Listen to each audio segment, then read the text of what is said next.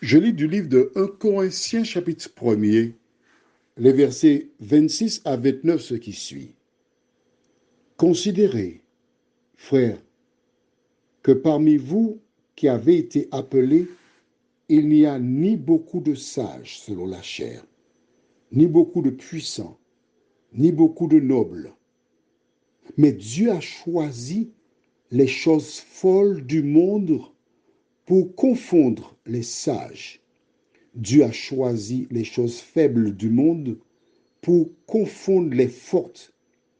Et Dieu a choisi les choses viles du monde et celles qu'on méprise, celles qui ne sont point, pour réduire à néant celles qui sont, afin que nulle chair ne se glorifie devant Dieu. Notre thème, c'est les serviteurs. Prions. Notre Seigneur et notre Dieu, nous sommes en train de penser aux 4 lépreux qui allèrent et trouvèrent le camp des Syriens vide. À la lumière de ces 4 versets que nous venons de lire, tu nous parles sur la manière que nous devons traiter celles et ceux que nous côtoyons. Merci pour ta parole. Au nom de Jésus et pour ta gloire éternelle. Amen. Il existe beaucoup de femmes et d'hommes qui lisent la Bible ou qui ont lu une partie, mais qui n'ont pas lu toute la Bible. C'est pourquoi je t'invite à la lire pour toi-même. Et regardons, je vais relire, parce que certains passages doivent être lus 2 fois pour être bien compris. Je lis à nouveau à partir du verset 26. Et je m'arrêterai en chemin pour faire des commentaires. Considérez, frères, alors Tony, frère tout pluriel, parce que là, il s'adresse à beaucoup de personnes, que parmi vous qui avez été appelés, il n'y a ni beaucoup de sages, selon la chair, ni beaucoup de puissants, ni beaucoup de nobles. En clair, lorsqu'il s'agit de l'évangile, les nobles, les puissants, les riches, etc., c'est pas pour eux ça. Ça, c'est pour la classe ouvrière. Nous, ça, c'est là-haut. Mais Dieu a choisi justement les choses folles du monde pour confondre les sages. Dieu a choisi les choses faibles du monde pour confondre les fortes.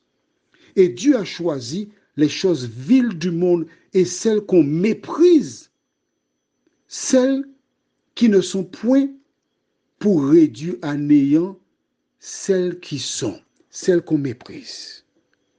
Est-ce que ça t'arrive de mépriser des gens?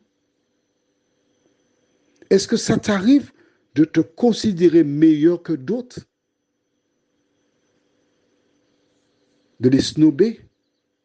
De les ignorer? Est-ce que ça t'arrive? Réponds-moi. Parce que le verset 28 dit, et Dieu a choisi les choses viles du monde et celles qu'on méprise, celles qui ne sont point, pour réduire à néant celles qui sont, afin que nulle chair ne se glorifie devant Dieu. Afin que nulle chair ne se glorifie devant Dieu. En clair, si on te méprise, sache que tu as été appelé par Jésus. Si on te méprise, sache que Jésus a été méprisé avant toi.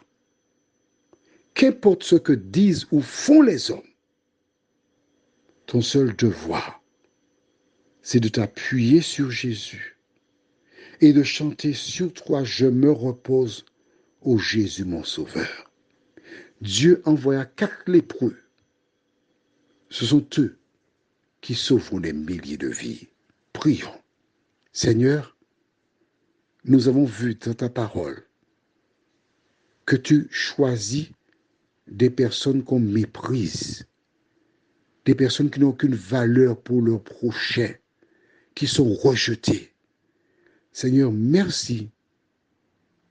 Merci C'est ce que doivent dire toutes celles et ceux qui sont rejetés, dénigrés, maltraités. Seigneur, que ton nom soit béni au siècle des siècles. Dirige-nous par ta grâce, nous t'en prions, au nom de Jésus et pour ta gloire éternelle. Amen. Écoute-moi bien. Lorsqu'on te méprise, ne pleure pas, au contraire, souris. Parce que Jésus utilise les personnes méprisées. Je te souhaite de passer une bonne journée.